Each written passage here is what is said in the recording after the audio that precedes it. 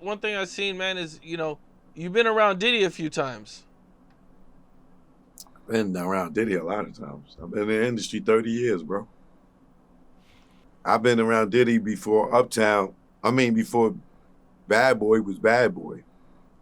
I was around Diddy when he had a cubicle in the Uptown office, and dudes is in the cubicle talking about Bad Boy, but it say Uptown on the wall. You know what I'm saying? Like, he was operating out of Andre Harrell's office, just getting started with, Craig Mack and Big. Okay, well, Diddy got this whole case going on right now. Recently some more people have came out and filed lawsuits against him. What's your thoughts on everything that's going on with Diddy right now?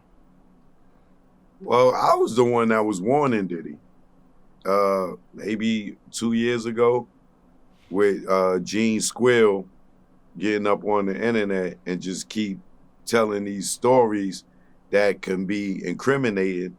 I was saying, yo, Diddy, you better lawyer up.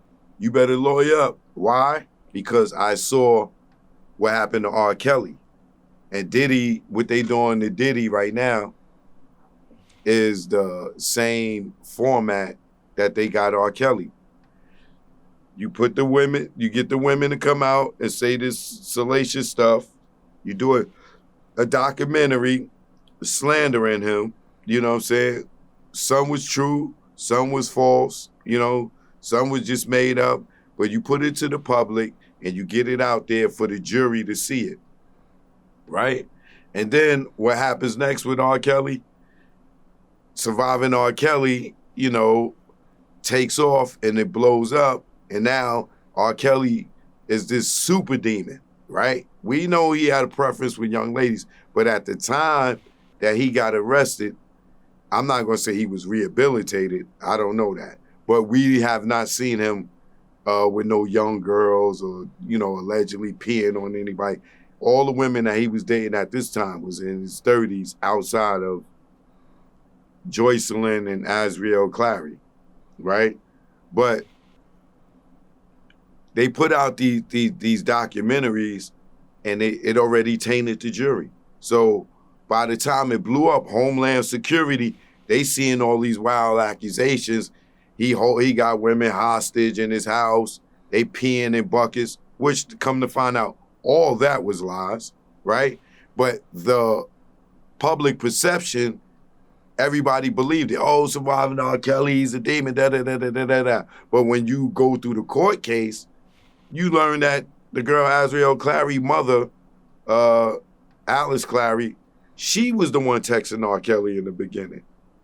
You know what I'm saying? Enticing him at posing as her daughter. And then letting her daughter go and hang out with him and be with him and everything. And then play victim. Yo, we want our daughter back. We want our daughter back. Because he cut off the money line, the pipeline, right? So when I seen that with R. Kelly, and then R. Kelly got 30 years, and he's still with Joycelyn. You know what I'm saying?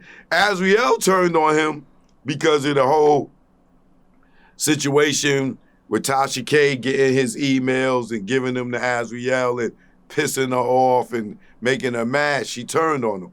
But the other girl's still with R. Kelly. He got 30 years for that, right?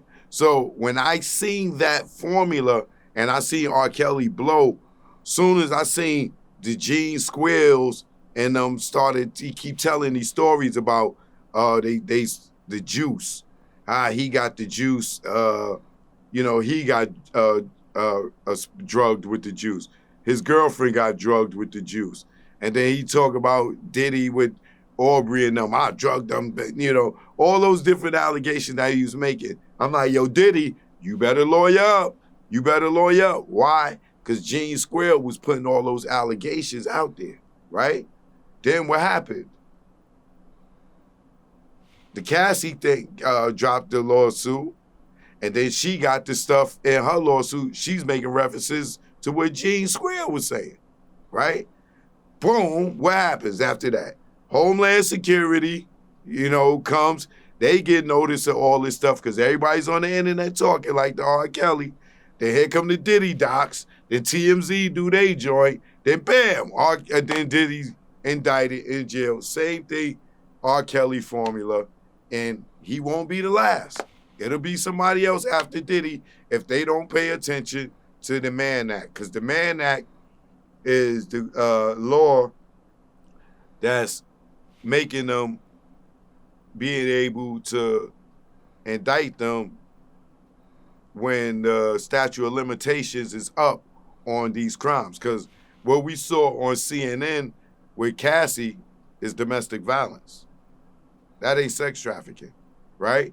But even if it was sex trafficking, the statute of limitations would be up. But with being that they're using the Mann Act, like they did with R. Kelly, that law is probably like 116 years old right now. That's what they use for Jack Johnson, to convict Jack Johnson, and that's the law that they used on R. Kelly, and that's what they're using on Diddy right now. So that's why it looks strange that R. Kelly, it looks strange. R. Kelly went to jail for RICO, but he the only person in jail. Diddy is now being charged with a RICO, but he's the only person in jail. Diddy got one girlfriend. R. Kelly had two, right? These are their girlfriends. These are their ladies. We know Cassidy been with him for 10 years. Even after the video in 2016, she was with him for 2 more years, right? But how you sex trafficking one woman? And that's your lady, right? But people ain't paying attention.